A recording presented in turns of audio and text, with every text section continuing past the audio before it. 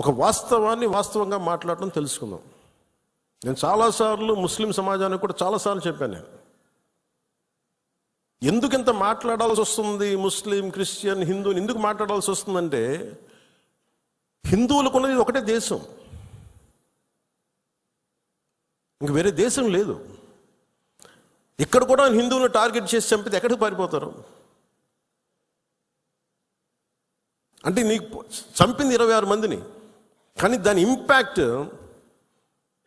కోట్లాది మంది జనాభా, ఆశేష్ మొత్తం భారతదేశం మొత్తం మీద ఉంది.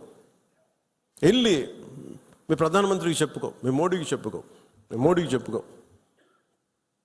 అది మోదీ గారికి చెప్పడం కాదు, అది చంపేసి నన్ను కూడా చంపేయాలన్నాను మసూదన్ గారి భార్య.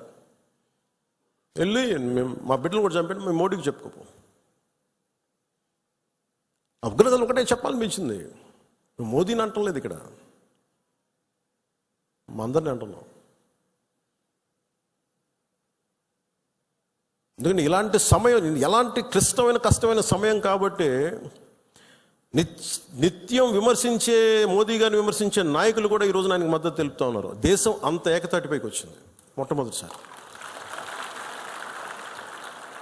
ఇలాంటి సమయంలో అంటే నేనేంటంటే, ఇర్రెస్పెక్ట్ ఆఫ్ మన డిఫరెన్సెస్ అసైడ్, ఉగ్రవాదం మీద మటుకు, హింస మీద మటుకు, ఇర్రెస్పెక్ట్ ఆఫ్ రిలీజియన్, మనందరం ఒకటే మాట మాట్లాడాలి. దీంట్లో మాట్లాడితే ఓట్లు పోతాయా, దీంట్లో మాట్లాడితే ఓట్లు వస్తాయి, ఇవన్నీ ఆలోచించకండి. Whether you have spoken truth or not, సత్యమేవ జయతే. నువ్వు ఒకటే మాట్లాడాలి, నేను ఓట్లు వస్తాయని నేను రాలా, మార్పు తీసుకురాగలమా లేదా అనేది రాజకీయాల్లోకి వచ్చావు. ఓట్ల కోసం అయితే నా లాంటి ఇంత తపన పడక్కలు, ఇంత కష్టపడక్కలు. చాలా గొప్ప పార్టీలు ఉన్నాయి, అనుభవజ్ఞుల నాయకులు ఉన్నారు. కానీ ఒక సత్యాన్ని సత్యంగా మాట్లాడడం చాలా శక్తి కావాలి, దానికి ధైర్యం కావాలి.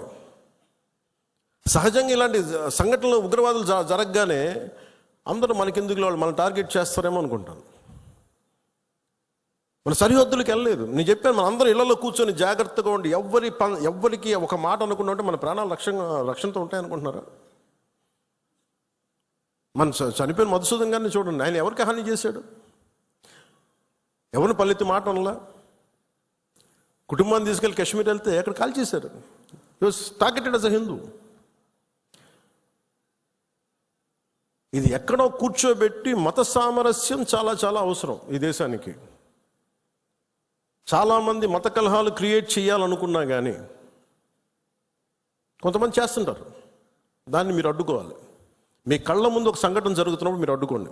అది ఎవరైనా సరే, ఒక హిందూ కావచ్చు, ముస్లిం కావచ్చు, ఏమది తప్పు అంటే తప్పని చెప్పండి. మీరు ఆ ధైర్యం కావాలి మీ అందరికీ. ఎందుకంటే ఆ ధైర్యం లేనప్పుడు అప్పుడు మన పొలిటికల్ పార్టీగా మనం ఉండడం అనవసరం, ఒక పొలిటికల్ పార్టీ మెంబర్గా ఉండటం కూడా అనవసరం. హార్ష్గా చెప్పమని చెప్పట్లే, గట్టిగా తీవ్రంగా చెప్పమని చెప్పట్లే, కానీ ఇబ్బందిగా ఉంది నువ్వు చేసే పని చెప్పాలి. కష్టం తెలియాలి కదా. ఇది మటుకు మనం నిర్ణయించుకోకపోతే మీరు అందరూ అసలు ఓటు వెయ్యను ఏముంటుందని, అసలు నాయకుడు కానోడు కూడా, ఇంట్లో సోఫాలో కూర్చొని కదలని వాడు కూడా, సార్ ఇది సెక్యులరిజం కాదు సార్, ఇలా మాట్లాడకూడదు అంటే ఏంటి? అంటే ముస్లిం కాని వాళ్ళు చచ్చిపోతేనే మాట్లాడాలి సెక్యులరిజం అంటే? హిందువులకు జరిగితే మాట్లాడకూడదా? That can be defined as secularism. ఇది సమస్య మన దేశంలో. అందుకని ఇలాంటి ఈరోజు నాయకులందరికీ, మన జన సైనికులందరికీ కూడా, విరమణ అందరికీ కూడా నాకు ఒక విన్నపం ఏంటంటే, సెక్యులరిజం అనే పదానికి మీరు ఈ పడికట్టు డెఫినేషన్ మీరు తీసుకోకండి. ఇది మటుకు మీరు చాలా చాలా స్పష్టంగా తీసుకోవాలి.